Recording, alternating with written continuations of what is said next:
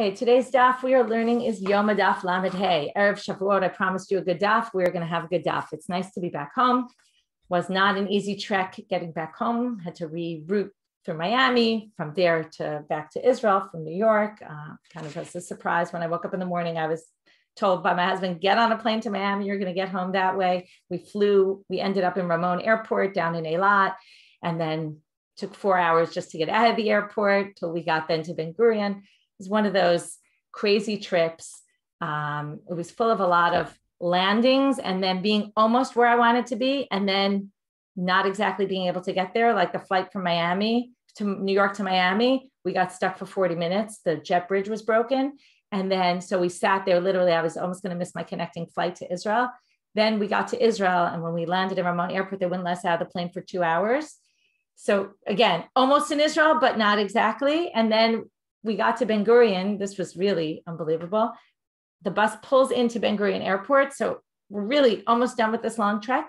And someone on the plane had an epileptic fit and they had to, on the bus, and they had to stop the bus like right after the entrance to the airport. Again, almost there. I feel like there's some message there about, being almost somewhere, but yet not actually being able to get there.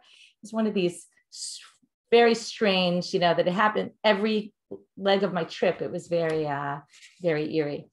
Anyway, yeah, it must be I was feeling like I'm going to connect this somehow to something we're learning, but maybe not. In any case, it's an interesting lesson about, it's almost like the Kohen, like being in the Kodesh, but you can't go into the Kodesh Kodeshim, or something definitely connects here.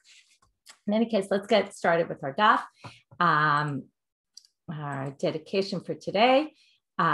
This week's learning is sponsored by Joy Benatar in memory of Miriam David, Malka Bat Michael Esther, remembered as a devoted wife, mother, grandmother, and Jewish educator. We're going to get started now with our daf.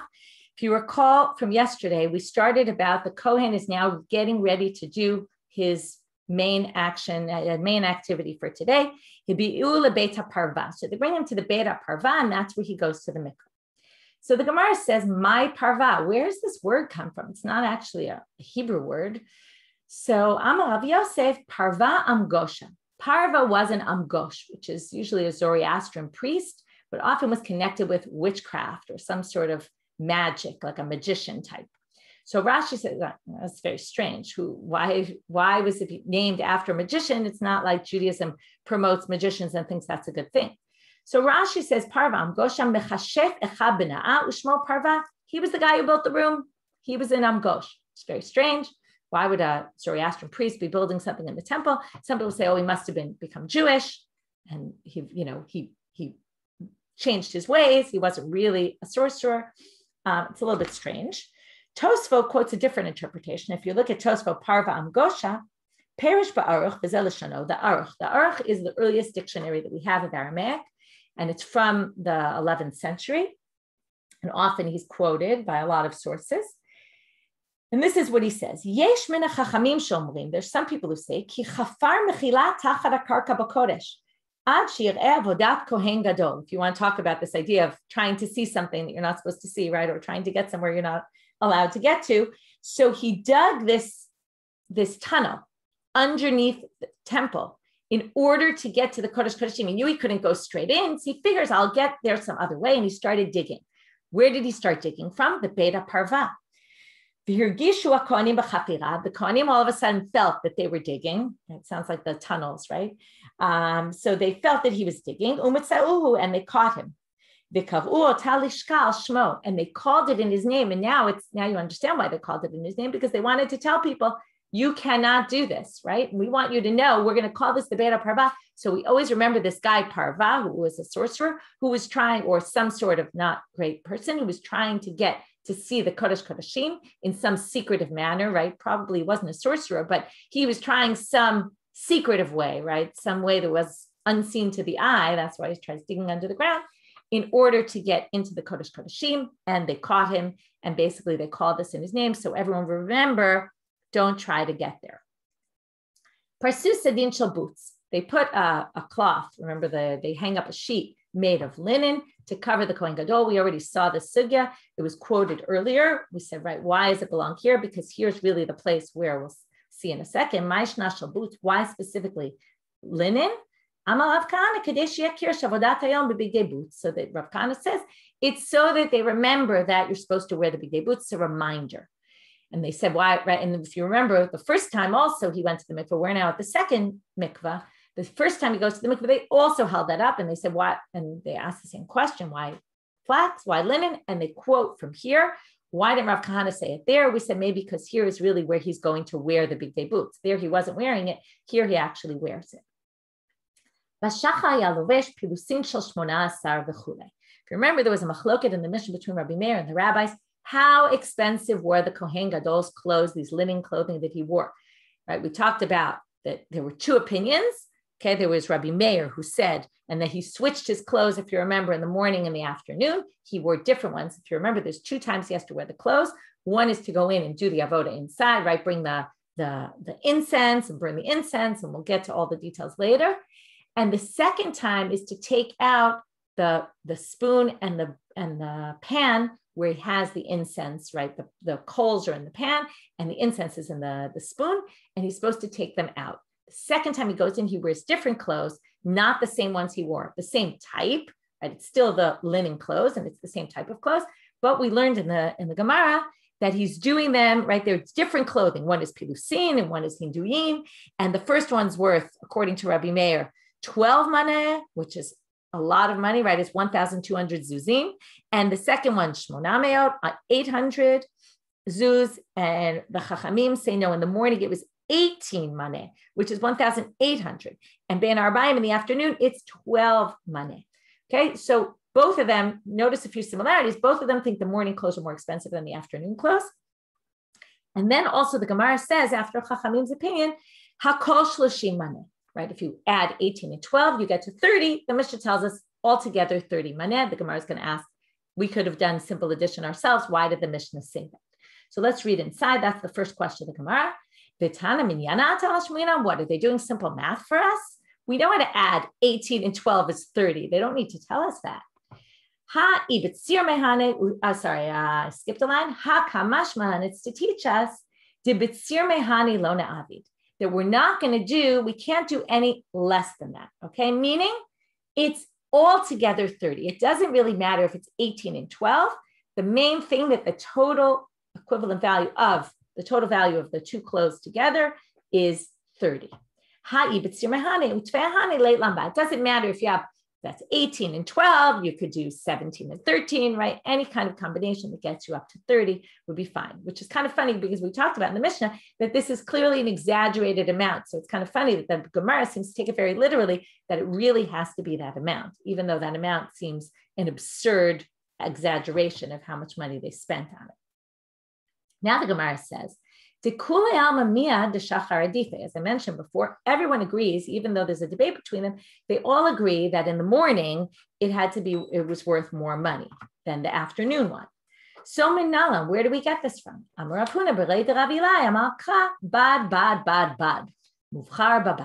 When it talks about the Kohen and the first time he puts on the clothes, it says, and I'll pull up the pasuk, it's on your sheet.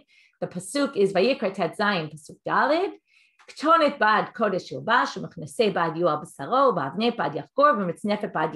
basically says the word bad by all of our articles of clothing that he wears, the four clothes, the four garments. And because it says bad 4 times, it must mean the best bad that there is, right? The best of the bad.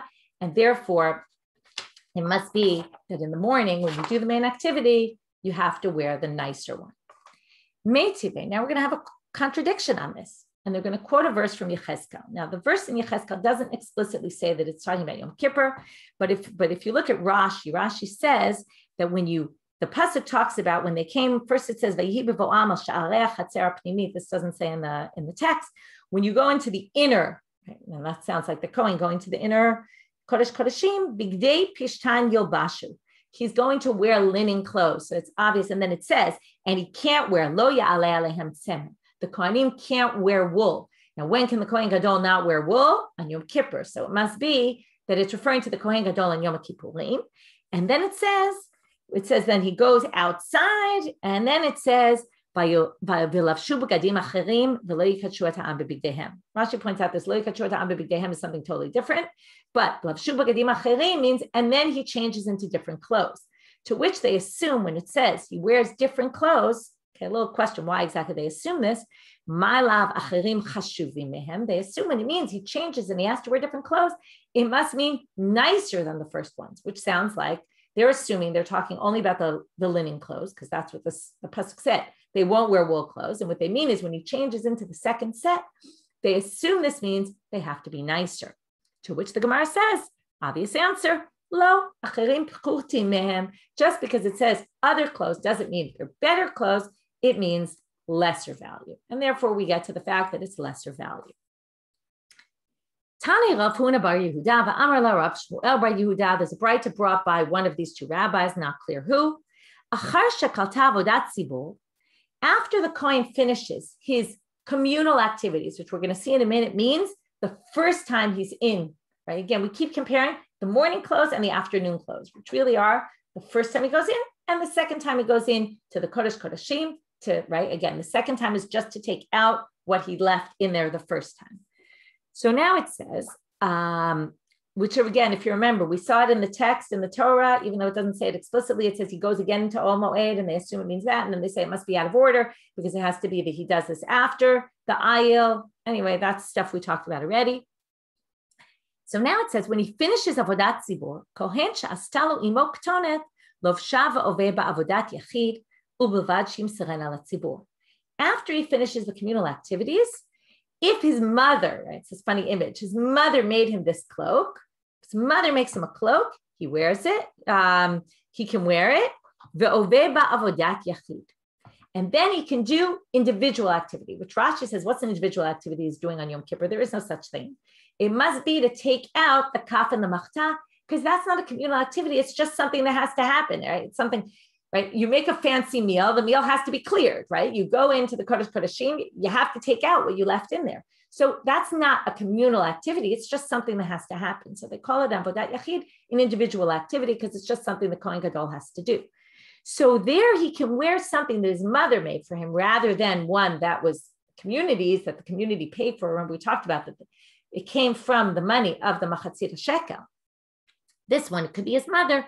We learned about this in Shkalim, that you can bring your own things to the temple as long as you say, this is for the community, right? They have to say, this isn't owned by me anymore. I made this nice ketonet for my son, but it's not mine anymore. I'm giving it over to the temple. It's not mine anymore. I don't have any ownership rights. So the Gemara says, Pshita, obviously, why would you even think you couldn't do this? Especially if she gives it to the tzibur, what would be the issue? And by the way, the Mishnah also said, if you remember, the Kohen can add his own more money to it if he wanted to. So the Gemara says, well, you always have to be concerned that if someone donates something, right, and you know this sometimes happens, somebody donates something and then somehow they might want it back or they might call it their own, right? We don't want there to be anything personally owned in the temple. So we might think, even though she's giving it to him to wear, and she's saying, I'm giving it to the temple, maybe she won't really give it wholeheartedly. She'll still feel this ownership over it. So maybe, therefore, we wouldn't allow it.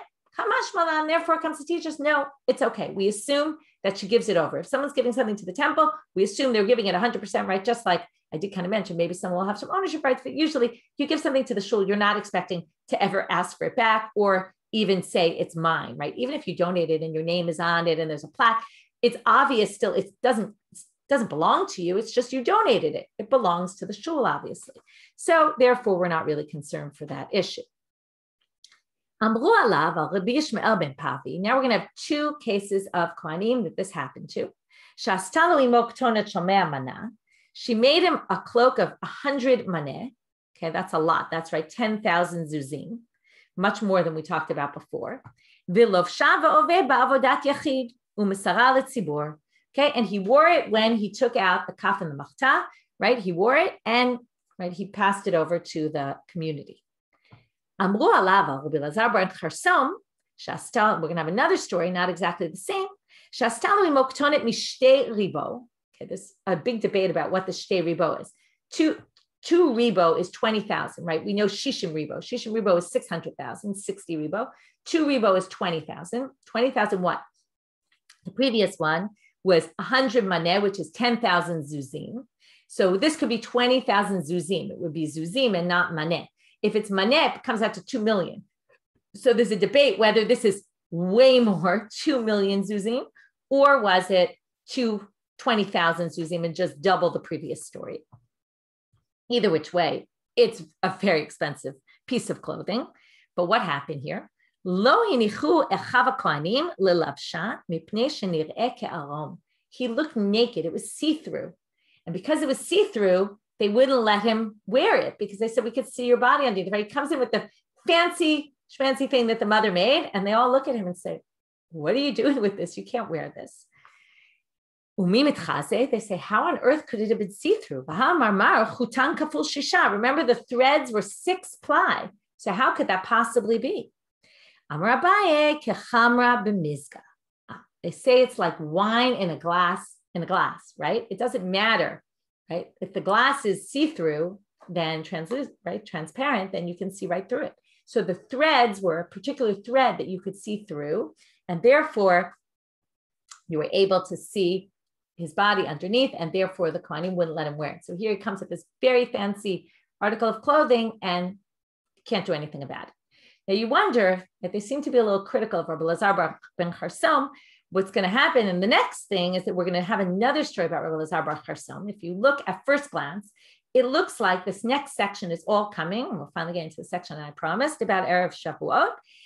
This next section is going to mention Rabbi Elazar ben Charsom, and we're going to see what exactly happens with him, a different story about him that shows him in a bit of a different light. This story is quite critical of him, right? How could he not have noticed that it was see-through, and how could he have thought to wear it? But, sometimes when the light hits in a particular way, you don't really notice, and you're wearing something that maybe you could see through. Anyway, it's an interesting story. And let's now move to our next big story, which is going to take us almost to the end of the daf. Tanu Rabbanit starts off like a joke, this Braita, like to say, Ani v'ashir v'rasha ba'im ladin. Okay, right? Always in those jokes, you have 3 people, and let's see what happens. We have a poor person, a rich person, and an evil person who all come to judgment before God. La'ani omrim lo. Well, it doesn't say before God, but we assume it means before God or before the heavenly court. La'ani omrim lo. So the poor person, they say to him, Mipnei ma lo asakta b'Torah. Why didn't you learn Torah during your life? By the way, because on this issue, so Rabbanit, Shiur, and Chamutal this week in Daf Mishalahen talk about the issue of Talmud Torah and specifically with a twist toward women and why should women be learning Torah. So if you have the time to listen and your Hebrew is good, you can listen to their talk on that. Also, Geffen went up last night on Daf Lamed Gimel about Ein Mavirin Ala Mitzvot. They were out for a while, now they're back, Geffen. They'll be back up weekly. So stuff to read or listen to. So now what happens? So why didn't you learn Torah? If he says, I was poor and I was trying to make a living, didn't have time to learn. They say to him, were you any poorer than Hillel? Now we're going to hear the famous story, one of the most famous Talmudic stories of Hillel and how he sacrificed his life to learn Torah.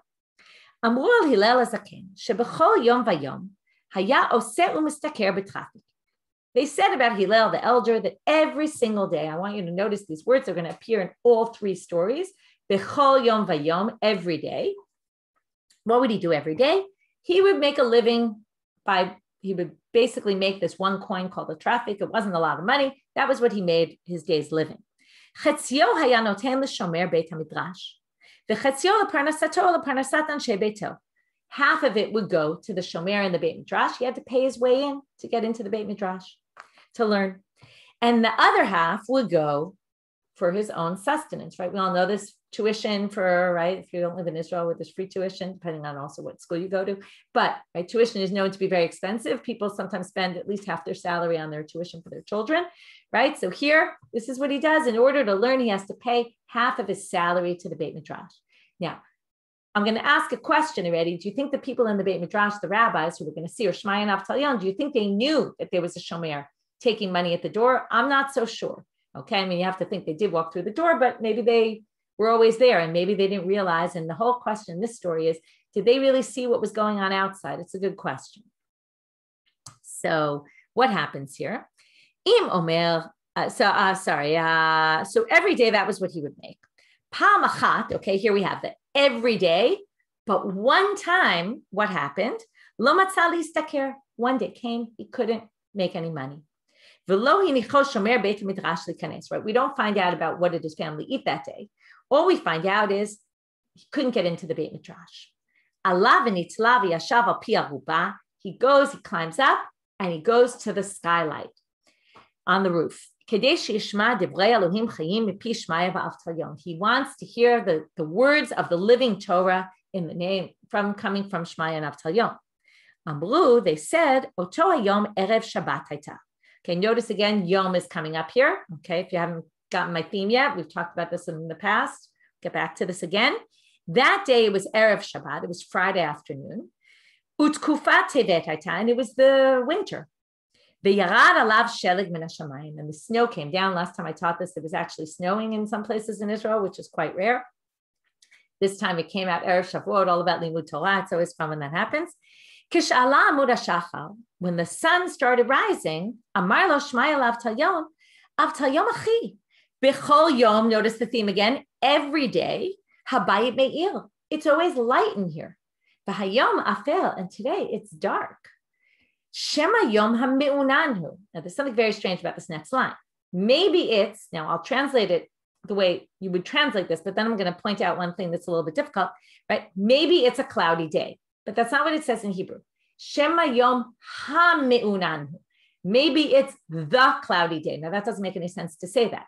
What do you think this is referencing, right? How did we start our chapter? Do you remember? We're on Parak Amar Lahem HaMemuneh. Remember, he says, has the sun risen? And remember, they said, why do they have to go outside to make sure the sun rose? Because one time it was a cloudy day. It didn't say this in the Mishnah, but the Mishnah said one time they got mistaken by the light and they thought, right, it was the moonlight and they thought it was the sunlight and they ended up slaughtering the sacrifice too early and they had to take it out to be burnt.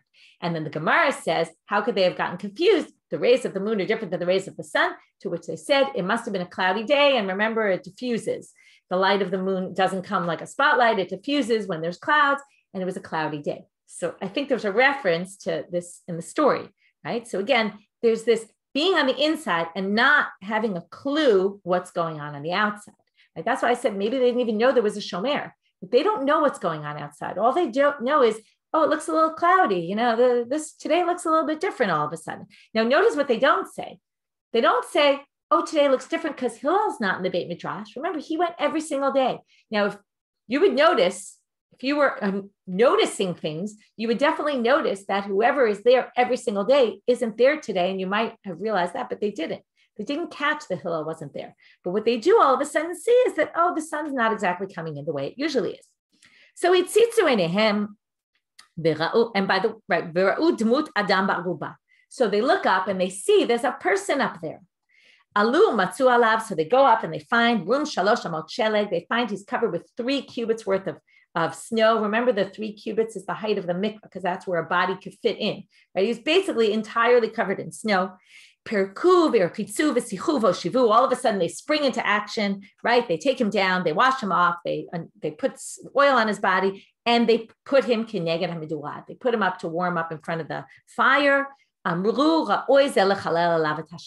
say, someone like this, we can be mechalel Shabbat for. Okay. Some very strange things about this story. First of all, you see that he came to hear Divrei Elohim Chayim and he almost died, right? Like he's trying to hear the Divrei Elohim Chayim from Shmaya Avtal Yom, who maybe are teaching good Torah, but there's something wrong because they don't even see what's going on, that someone almost sacrificed his life to learn when they could have just let him in the door, right? There's something wrong here about this story. And the other thing is, the last line is very strange. He says, now, if someone's dying or frozen, right, of course you can be mechalel Shabbat. It doesn't matter what type of person they are. Right? They said, oh, this person, we can be mechalel Shabbat for this person, right? We can desecrate the Sabbath in order to save him, which is very strange because it almost sounds like they haven't really learned their lesson because they're distinguishing between, right, the people who, whether, again, first it was people who have money and don't have money. Now it's people who are willing to sacrifice their lives for Torah versus people who aren't willing to sacrifice. It sounds almost more like Rabban Gamliel, who had a very exclusive Beit Midrash and wouldn't let people in unless toho kiboro, right? Their inside was like their outside. And, you know, how he checked that, we never really knew, right? That came up the story in Bracha. in the beginning of Brachot. Anyway, it's a very interesting story. What's even more interesting is that the story continues, because we only dealt with person number one. Okay, there's a lot to be said about this story. So now let's get to it. So the story was Erev Shabbat, but he ended up all night on the roof, and then ended up in the morning, on Shabbat morning, being frozen. So it did happen on Shabbat. Okay, next. So now what happens?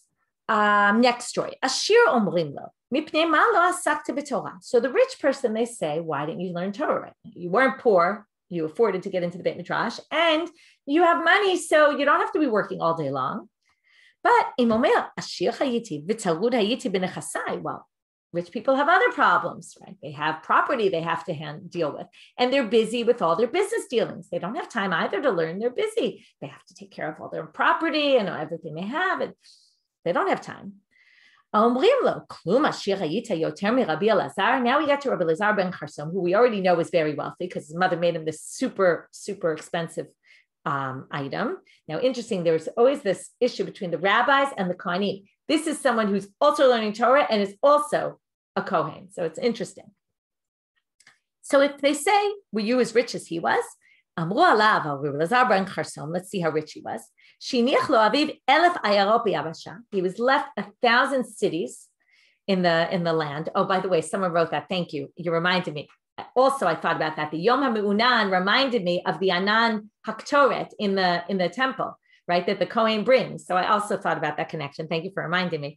Thought of a lot of connections. I was trying to remember if I said them all, but yes, the Anan, I think, also has to do somehow with the Anan Haktoret, which again was supposed to, prevent you from seeing. It's this issue. By the way, I thought about connecting the story a little bit to my story that I had on the airplane. Like, you're almost there, you see from the outside. Like, I felt like Hillel, that you're kind of seeing things from the outside, but you just can't get there, right? And it was also Erev Shabbat and all that. Anyway, let's move on. So he was left 1,000 cities on land, and he had 1,000 boats on the sea. So that's a lot of things to deal with, try to manage all that property. But what would he do? Again, we get to the B'chol Yom Vayom. Every day, what would he do? Notel nod shel kemach al ktefo. He would take a sack of flour. Okay, very pashut, simple, right? He had lots of servants. He could have taken fancy food with him every day. No, he took some flour on his shoulders by himself. By the way, he didn't have servants carry it for him. Umahalech mi'ir le'ir u'mimedina le'medina lemod Torah. He would go from city to city, country to country to learn Torah. Okay, now this is, before we move on, I already want to compare this to the previous story. Every day Hillel will go to the same Beit Midrash. And every day Rabbi Elazar ben Charsom went to a different place. Okay, this is like two styles of learning Torah. You can learn, let's take a Daf Yomi Shiur. You can learn Daf Yomi every single day with the same person, or you can learn every day with a different podcast if you want, right? You can go listen to different people. And those are different styles. Someone might like to hear lots of different people, and someone might like to hear the same person. It's all different, right? The same way you have a book. You like an author, you read all their books, or you say, okay, I read this author once, I'm going to now read a different author. So it's also telling us that there's so many different ways that one can learn. So he now goes to a different place every day. Pa'am achat, one day, again, we have the same thing. Every day something happens, and then one day something was different. What happened this one day? Mitzauhu avadav, his servants see him. Va'asubo angalia, they draft him to work for them. Amar lahem, b'vakasha mikem, hanichu ve'elech lemod Torah. He says to them, please, I just want to learn Torah. Don't make me work. Amru lo, chayei Rabbi Elazar ben Charsom she'em menichim otcha. We swear in the name of Rabbi Elazar ben Charsom, our owner, that we're not letting you go. You have to work for us. To which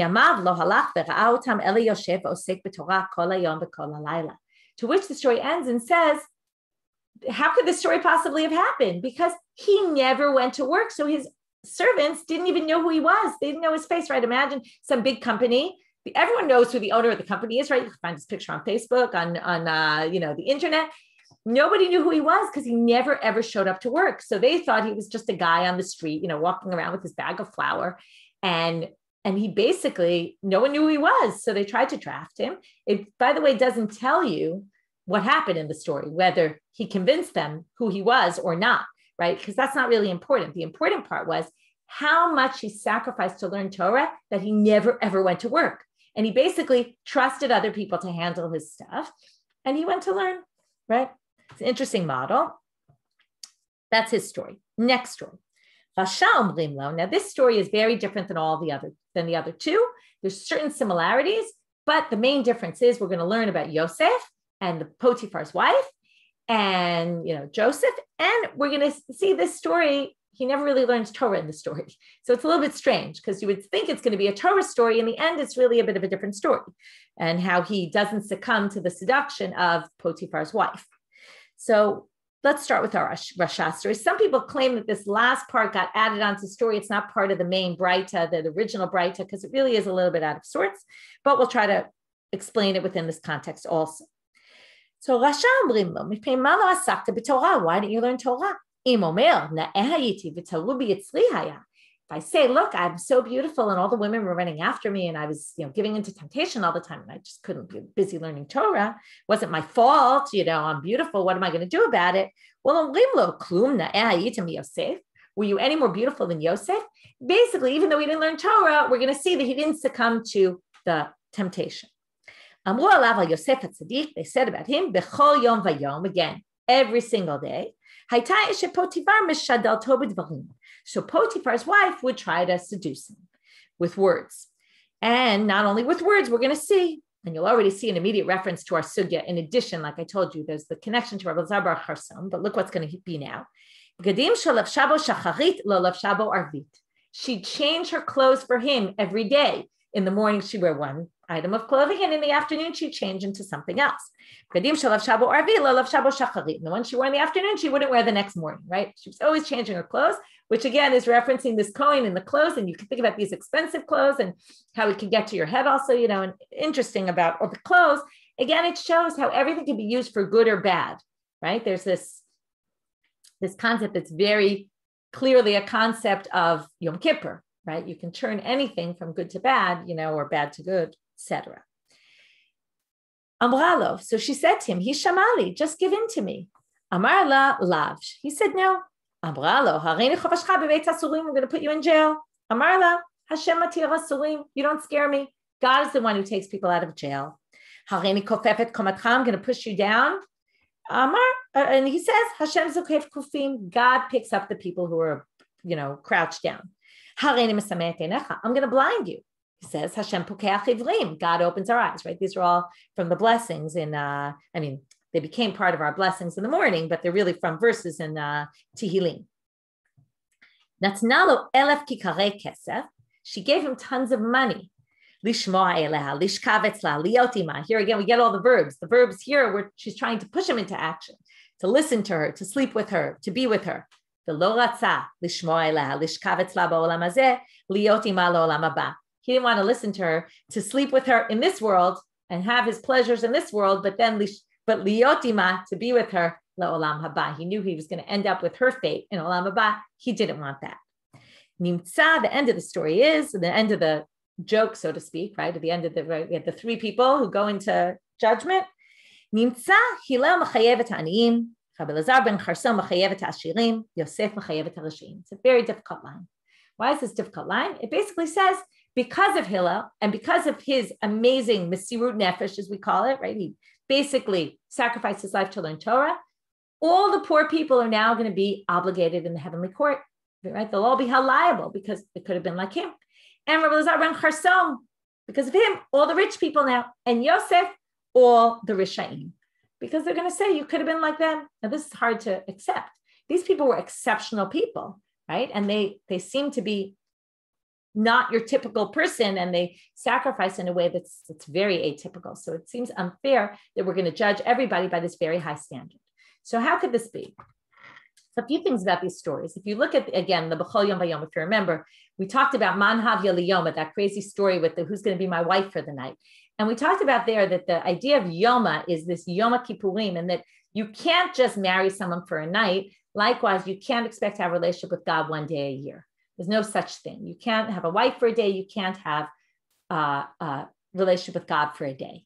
And I think it's the same thing with all these stories. What happens in these stories? These people, there's always what they do every day. And then there's this one day that stands out, right? But that one day where they make, right, again, Hillel's story is much stronger, where he makes that major sacrifice that one day. Why was he able to do that? It's because of what he did every single day of the year. And there's something here about the consistency. And what it's trying to say is, if you do the same thing every day, right, it's not Yom Kippur again, it's the same thing. Yom Kippur is not a one night stand. It's not this, oh, okay, we'll do it all in one day and be done, and then we could do whatever we want all year. No, it's a buildup of what you've done all year. And it's a prelude to what you're going to do every day for the next year. And that it builds, it's that one day that strengthens everything. But it's not anything unless you have the buildup, right, and the follow through. So what this is talking about is the importance of doing something on a daily basis and keeping, right, and how limud Torah keeps you going if you do it, right? This is a great pitch for Daf Yomi, right? It's about learning every single day and making that time to learn every single day. And it's about the importance of, right, when you get to Yom Kippur, it's a question of what did you do every day of that year? So there's this B'chol Yom, and then that one day, and that one day is kind of, built from all the other days. So I think that that's a very important theme that comes up here. You also see the difference between the Kohanim and the people, right? The Kohanim, we've been talking about all this wealth, and in the temple, there was all this wealth.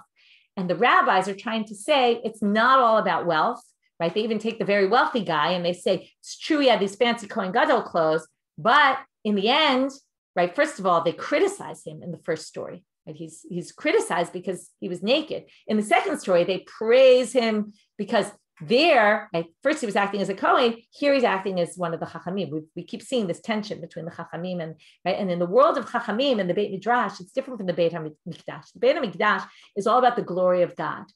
In the Beit HaMidrash, it's not about the money, and it's what the Hillel story is telling you about. It's not only for the wealthy. Torah is for everybody, and there isn't this glory in the temple, in the Beit Midrash. It's about, right, there's everything in the Beit Midrash, and he goes very simply with that, with the flour on his back just to make some bread for the day, and that's all he eats, even though he has all this money, right? And it's about simple. Maybe he learned from, maybe after he brought the fancy clothing and was naked, and everyone made fun of it, maybe he realized, I need to change my ways, possibly. You have to think about why the two stories about him. If you really think that this story comes because of him, right? There's this big split between the two stories. One seems to put him in a very negative light, and one puts him in a very positive light. By the way, the Arom is the similar theme. He didn't realize he was naked, just like Shmai and Avtalion didn't see what was going on, right? There's all this idea of not being aware of your surroundings, not seeing things. Goes back to maybe in Shkalim, we saw the seen and not being seen, and right, there were all those themes there going on. Maybe it's similar to here. So anyway, very interesting story. I just want to look and see if there was something else I wanted to add.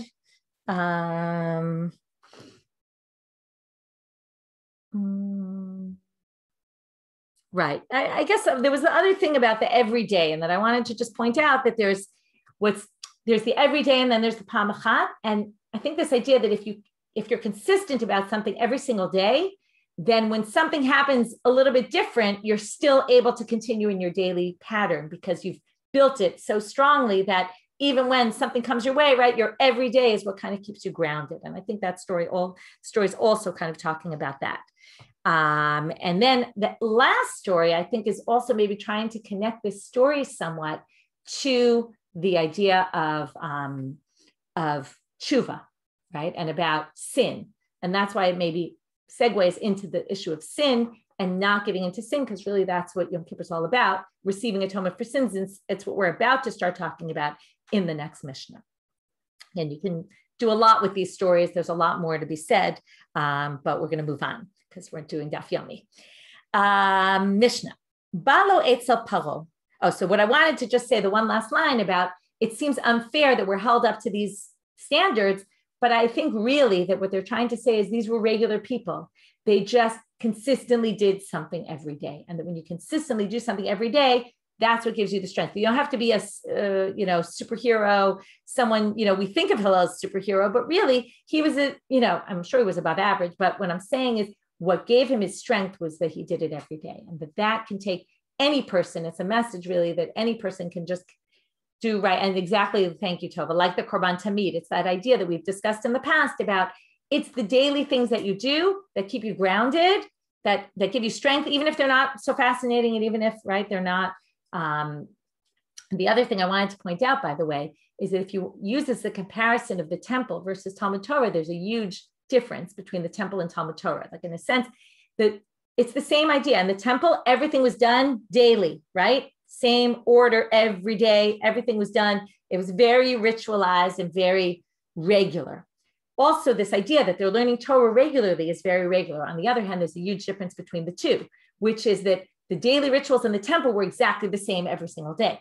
And we all know that Talmud Torah, especially if we're learning Daf Yomi, it's different every day. So it's similar in that you're doing something every day, but it's a very different action that you're doing every day because the Torah changes every day.